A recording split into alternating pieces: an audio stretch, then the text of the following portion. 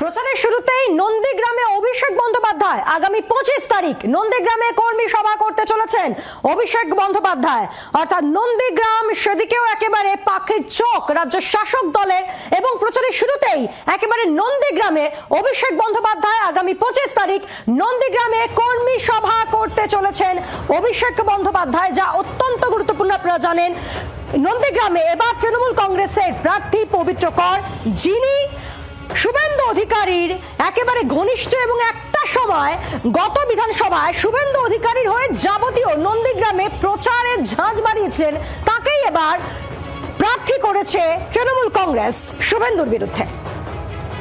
আগামী 25 তারিখ নন্দীগ্রামে কর্মী সভা করতে চলেছেন অভিষেক বন্দ্যোপাধ্যায়, কারণ নন্দীগ্রাম এবং ভবানীপুর দুটোই কিন্তু রাজ্য রাজনীতির অন্যতম গুরুত্বপূর্ণ হটস্পট, এবং এবার এই নন্দীগ্রামে শুভেন্দু অধিকারী প্রার্থী বিজেপির এবং পাল্টা তৃণমূল কংগ্রেসের প্রার্থী হচ্ছে পবিত্র কর।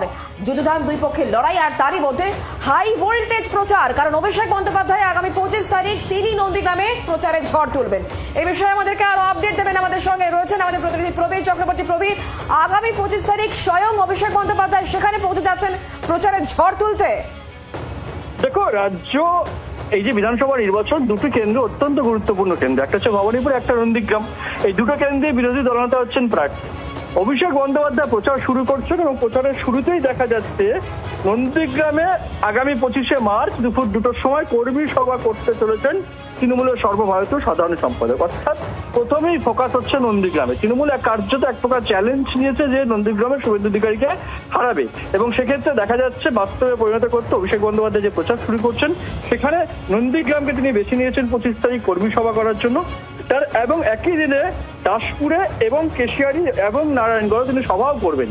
কিন্তু সবচেয়ে গুরুত্বপূর্ণ বিষয় হচ্ছে নন্দীগ্রামের কর্মী সভা। নন্দীগ্রাম অত্যন্ত হাই ভোল্টেজ কেন্দ্র, 2021 সালে ছিল, 2026-এও রয়েছে। তৃণমূল কংগ্রেস প্রার্থী করেছে সেখানে শুভেন্দু অধিকারী ঘনিষ্ঠ পবিত্র করকে, এবং সেই নন্দীগ্রামে অভিষেক বন্দ্যোপাধ্যায় আগামী 25 তারিখ কর্মী সভা করতে চলেছেন বলে জানা যাচ্ছে। ধন্যবাদ প্রবীর। রিজাইন করে সব ছেড়ে আমি বিজেপিতে জয়েন করেছিলাম। বিজেপি আমাদের একজন পঞ্চায়েত মেম্বারকে ওরা জয়েন করিয়েছে। ওই ভাইটার উচিত বিজেপির পঞ্চায়েত মেম্বারশিপটা ছেড়ে নির্বাচনে লড়াই করা নৈতিকভাবে। আর মাননীয় অভিষেক বাবু মমতা বন্দ্যোপাধ্যায়ের পরে সেকেন্ড ম্যান ওই দলের, তিনি প্রচারে আগেও গেছেন, এখনো যাবেন। এটা নিয়ে আমার মন্তব্য করারও দরকার নেই, বিচলিত হওয়ারও দরকার নেই। আপনার সংবাদ মাধ্যমের একটা অংশের কাজ মমতা বন্দ্যোপাধ্যায়কে এবং তাদেরকে খুশি করা। আপনারা মনে করেন চিরদিন এরা ক্ষমতায় থাকবে? অ্যাডভার্টাইজমেন্টের প্রশ্ন রয়েছে, অনেকগুলো কারণ রয়েছে, সে আপনারা করতে পারেন যত কিছু, কিন্তু আমি নন্দীগ্রামের গণদেবতাকে নিয়ে ওরিড নই। তারা 21-এর যুদ্ধে বলে দিয়েছে কে আসল আর কে নকল। বাংলার আওয়াজ, বাঙালির আবেগ, জি 24 ঘন্টা।